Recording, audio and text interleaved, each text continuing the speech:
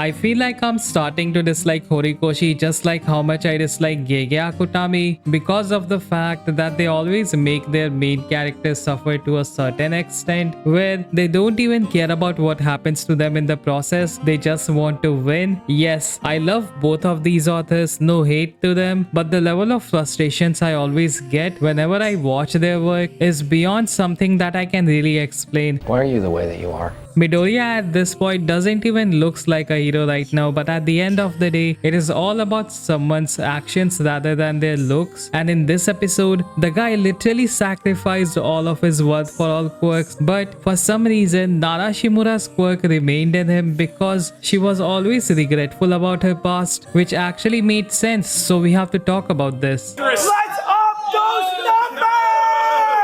Midoriya isn't even looking like a hero at this point while fighting Shigaraki, but at the end of the day, he is the same guy deep down. I feel like Kudo, the second user of One For All, explained it nicely as to why Midoriya is the one that can easily make One For All shine in all of its glory. It's not his sense of duty, but rather it's his admiration for quirks in general. In short, he's a nerd. Alright, that was a joke, but regardless, power in different people's hand works differently. All For One's brother was a good person, and he thought that All For One was the kindest power in the world, the power to give and take. So it depends on one's nature rather than the quirk itself. His plan was to transfer One For All to Shigaraki in order to destroy his mind completely, which I don't get. Why does he need to even sacrifice his own power? Because at the end of the day, he would have needed One For All in the future, but I guess Horikoshi focused on the present instead, since Midoriya has to sacrifice everything in order to win against Shigaraki. Because apparently to write a good story, you need the hero to make some sort of a sacrifice, right? And this somehow actually works, which is why it's frustrating. But at the end of the day, Midoriya is an absolute genius. He's just written like this because he's always aware of what is happening around him and he knows how to handle everything despite of whatever he has left. It was shown nicely here when he used the Black Whip quirk to actually stop Shigaraki's decay by implanting it in the ground. We had seen this happen when it showed in the flashback when he was thrown away by Shigaraki. He had Black Whip ready in the underground, so it would work out later, which is actually reminding me of Batman and how the guy actually plans for everything beforehand. I love this character development of Midoriya where he is using all of his knowledge from previous seasons to good use right now in the final battle. What even more creative was how he actually deceived Shigaraki. He used the same trick of using a decoy when he had done it with Lady Nagat too. I can't believe that he even put Gear Shift quirk in his blood just like that, which fooled Shigaraki nicely. Midoriya knew the limits of Search quirk. It only showed the people that the user had seen, and since Shigaraki could actually see the previous users of One For All, he actually gambled on that and kept his quirk in his DNA and used it to trick Shigaraki, which was a genius move. He had split the second user's quirk just like that, which just proves that it is Midoriya who makes the quirk successful because of his nature. If he was evil, he would have used One For All for bad things, but because he was always powerless, he knew its value. The moment was really insane. Shigaraki knew he was absolutely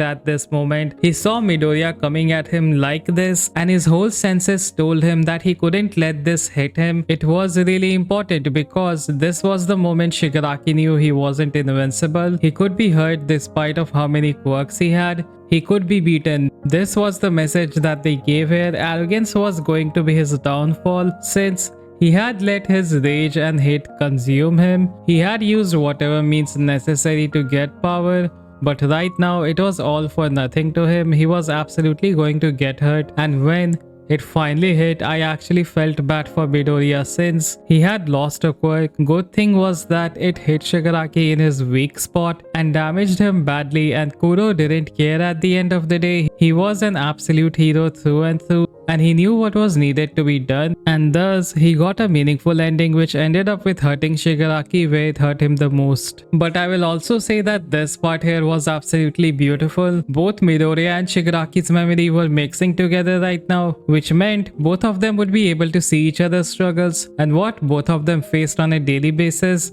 I feel like this was needed to be done because both of them had to get an idea of how they would humanize and understand each other, which was good. I love this level of storytelling which tells people that you have to put yourself in others' shoes to actually see what they feel and what they struggle with on a daily basis, something which we have lost in today's society. But Midoriya didn't let the shock stop him. The previous users of One for All actually pushed him to go again. This was everything right now. The story of every user which was coming here in full circle. This was the moment which would actually fulfill their life's purpose, which was to stop the cycle of violence All for One had started, which was why they were a part of One for All to begin with. But I will absolutely compliment Shigaraki. This guy is definitely one of the greatest villains that I have ever seen. He's actually evil. His entire persona is to hate everything that exists, which is why his will to live was strong, and that is why he blocked One for All's attack and he rejected it. Even if it had did damage, it wasn't enough to stop him.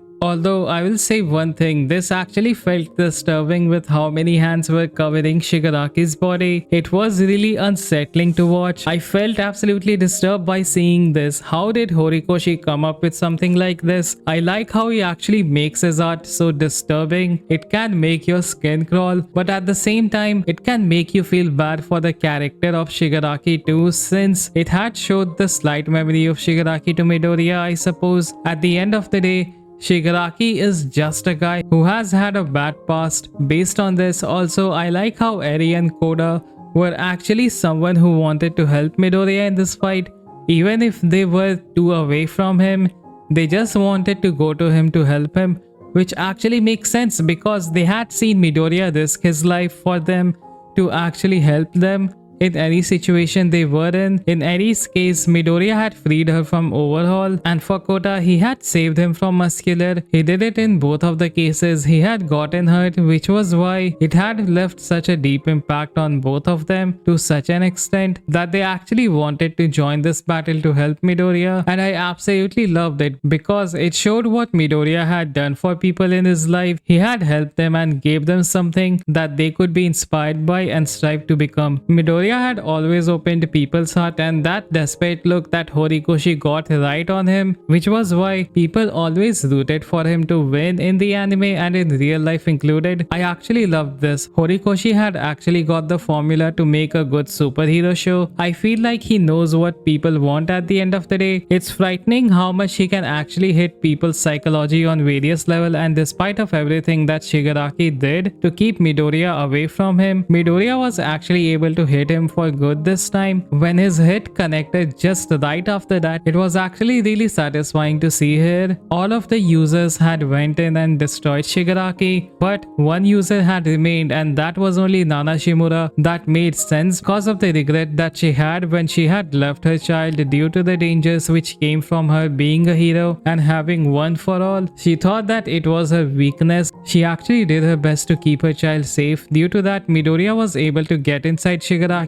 Wait, no, that actually sounded so wrong. I mean, Midoriya was actually able to get inside Shigaraki's mind. I guess Nana Shimura was needed here because she was needed to come to terms with what she had done in the past. It wasn't her fault to begin with. She did her best, and Midoriya was actually going to see Shigaraki's past now, where he was abused by his dad, and Nana Shimura was actually going to see what her neglection might have caused her child to do. Good god, this is absolutely pure evil by the author though, but I guess this was necessary for the character's development. The next episode is going to be absolutely insane. I can actually feel it. Anyways guys, that's about it for this video. Do let me know your thoughts in the comment section. What do you all think about it? And do leave a like and a subscribe if you want more of my content. That's about it. I will see you all in the next video. Peace out. Have fun.